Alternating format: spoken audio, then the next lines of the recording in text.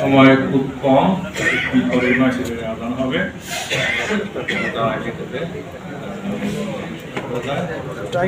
তো আপনারা আজকের এই গুরুত্বপূর্ণ সভায়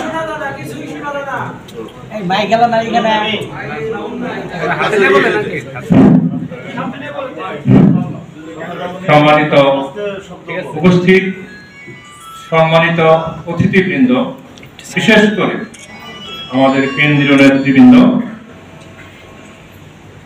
আপনারা সবাই জানেন ইঞ্জিনিয়ার হালিম ইঞ্জিনিয়ার সাহেব উনি কেন্দ্রীয় বিভিন্ন কমিটির কয়েকটা কমিটির নেতা শুনছেন ইতিমধ্যে। উনি একজন সিনিয়র এবং খুব সম্মানিত নেতা।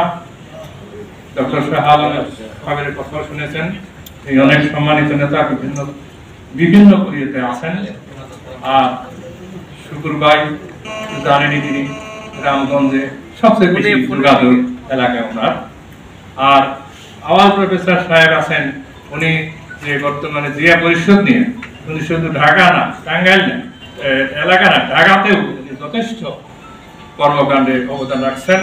এই নেতৃবৃন্দ উপস্থিত, কালীহাটির বিভিন্ন সিনিয়র নেতৃবৃন্দ, বিভিন্ন ইউনিয়ন থেকে আগত নেতৃবৃন্দ, আসসালামু আলাইকুম। ইতিমধ্যেই আপনারা অনেক কথা শুনেছেন, আপনাদের অনেক কথাও আমরা অবহিত হয়েছি। এতে আমরা কিছুটা উপকৃত হব। আপনাদের এই ভালো মন্দ দোষ ত্রুটি যাই কিছু থাকতেন, এটা অনেকদিন যাবত আপনাদের সঙ্গে যোগাযোগ না থাকাতে আমাদেরও হয়তো অনেক গ্যাপ হয়েছে। যাই হোক, আজকের এই বক্তব্যের প্রথমে আমি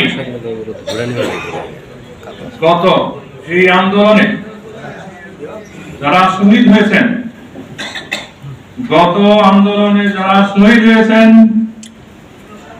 এবং এই গত বন্যায়, কয়েকদিনের বন্যায় বেশ কয়েকজন মারা গেছেন, নিহত হয়েছেন, আহত হয়েছেন, এদের জন্য পরম করুণাময় আল্লাহ তাআলার কাছে দোয়া করি, আল্লাহ যেন বেহেশত নসিব করেন।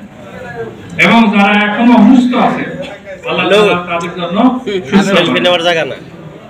সঙ্গে সঙ্গে আজকে দেশের এই ক্রাইসিস মুহূর্তে, দেশের এই রাজনৈতিক অস্থিরতার মুহূর্তে, আজকে এই বিএনপির এই সামনের সুন্দর ভবিষ্যতের সময় সবচেয়ে গুরুত্বপূর্ণ হলো আমাদের আগামী দিনের নেতা, আগামী দিনের দেশনেতা, সেটা হলো আমাদের জনাব তারেক রহমান সাহেব।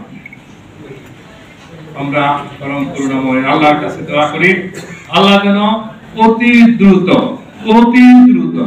ওনাকে বাংলাদেশে আসার সুযোগ করে দেন। এবং উনি যদি বাংলাদেশে আসেন, আমি অনেক কিছু বলতে পারতেছি, অনেক কিছু বলতে পারছি না, জানেন তো, পর্যন্ত আজকে উনি যদি বাংলাদেশে থাকতেন, আজকে যদি এই কালীহাতির ইতিহাস, কালীহাতির পিকচার, কালীহাতির ইনফরমেশন মেসেজ যেগুলো আছে, যদি ওনার কাছে সঠিকভাবে হয়তো অনেক কিছু পরিবর্তন হতে পারে বা হবে, যেভাবেই হোক ওনার কাছে বিভিন্ন মেসেজ বা কোনো কারণে আজকের এই সমস্ত কারণে উনি এগুলা সিদ্ধান্তগুলো আমরা আশা করি, অবশ্যই ওনার জন্য দোয়া করি, নিয়ে আসবেন। সঙ্গে সঙ্গে ম্যাডাম খালেদা জিয়া, আল্লাহর রহমতে আমি কয়েক মাস আগে ম্যাডামের সঙ্গে দেখা করার সুযোগ পেয়েছিল। আমার জীবনে অনেক সার্থকতা ছিল, হসপিটালে আমি দেখা করতে পেরেছিলাম। খালি বলছিল, কাজ করো, আমাদের ছিল সামনে, ওনার সেই আবেগ প্রবণ, খালি বললো কাজ করো। তখন আমার জীবনে আমার রাজনীতি দরকার নাই, আমার এমপি দরকার নাই, আমি ম্যাডাম খালেদা জিয়া থেকে অস্বাভাবিক ভালোবাসা পাইছি। আমি যদি আমি বলি, আমার জীবনে এটা সার্থকতা। ইভেন এখনো জনগণ এলাকার লোক বলেন ওদের সাহেব একটু আসেন, চেষ্টা করেন জন্য আপনাদের প্রতিও আমার অনেক শ্রদ্ধা, ভালোবাসা। তবে আমি রাজনীতির জন্য ম্যাডাম যখন খালেদা জিয়া আমাদের ডেকে নিয়েছিল, মতিন তোমার রাজনীতি করতে হবে, দেখে বলো বিজেপির মধ্যে বিজেপি আমাদের ম্যাডাম আমার তো রাজনীতির অভিজ্ঞতা নাই, রাজনীতি করতে গেলে যে কঠিন হতে হয়, রাজনীতির যে কোয়ালিটি ম্যাডাম, সেই কোয়ালিটি ম্যাডাম আপনি নাই। সেখানে সুমন বিশ্বাস সামনে ছিল, তার সামনে সুমন বিশ্বাস আমরা চিমটি মারতেছে, হ্যাঁ কি কয় পাগল নির্বাচন আছে। আমি বললাম যে ম্যাডাম ওই কোয়ালিটি আমার নাই, আমি একটু নরম স্বভাবের মানুষ। তো ম্যাডাম তারপরে চেষ্টা গেল পয়সা উঠে বললো, আমি জানি আপনার তথ্য সব ইনফরমেশন আছে, আপনি একজন ভালো মানুষ, আপনার একজন গ্রহণযোগ্যতা আছে, আমাদের রিপোর্টে আপনি একজন জনপ্রিয়, আপনাকে নির্বাচন করতেই হবে। সেটা গেল। তারপরে আমি এরকম ভাবে ম্যাডাম ম্যাডাম ম্যাডাম ম্যাডাম করে ম্যাডাম আমাকে বলেছিল, মতিন তুমি নির্বাচন করো, তুমি একজন ভদ্রলোক, আমি তোমার স্বার্থ দেখবো, এই কথাই বলছিল। আমি বললাম আমি তো ম্যাডাম কয় যে আমার সঙ্গে যোগাযোগ করবো, অন্য কোনো এইভাবে কিন্তু আমি এবং ম্যাডামের যে বিশ্বাস, ম্যাডামের যে কনফিডেন্স ছিল, সেটা এই কাজে মানুষ কিন্তু পুরোপুরি পূরণ করছিল। ওই সময়েও আমি অনেক ভোট পেয়েছিলাম। আর এটাও সত্য কথা, যদি এই যে গয়লাবাড়ি আমকি সেন্টার না যমুনা ব্রিজের ওখানে কিন্তু ক্যাম্প ছিল একটা, ওখানে থেকে সব কাজ কাজী হয়েছে, আমার নামটা বাদ দেওয়া হয়েছে। পরবর্তীতে জেনারেল মাহমুদুল হাসান সাহেবের কাছে ওখানে যে দায়িত্ব ছিল, সেটার বাসায় যে তার জুনিয়র ছিল মাহমুদ হাসান সাহেব একদিন ফোন করছে আমার কাছে, মতিন আমার এখানে আমাদের জুনিয়র লিডার আসছে, ও বলতেছে আপনি তো নির্বাচিত হয়ে গেছিলেন, কিন্তু ওই বলা উচিত না, তারপরে বলতেছে তার মানে আপনারা সেই প্রমাণ, আপনারা ভালোবাসা আমাদের দিয়েছেন এবং ম্যাডাম যে বিশ্বাসে আমাদের নমিনেশন দিয়েছিল, আমি সেটা রক্ষা করতে পারছিলাম।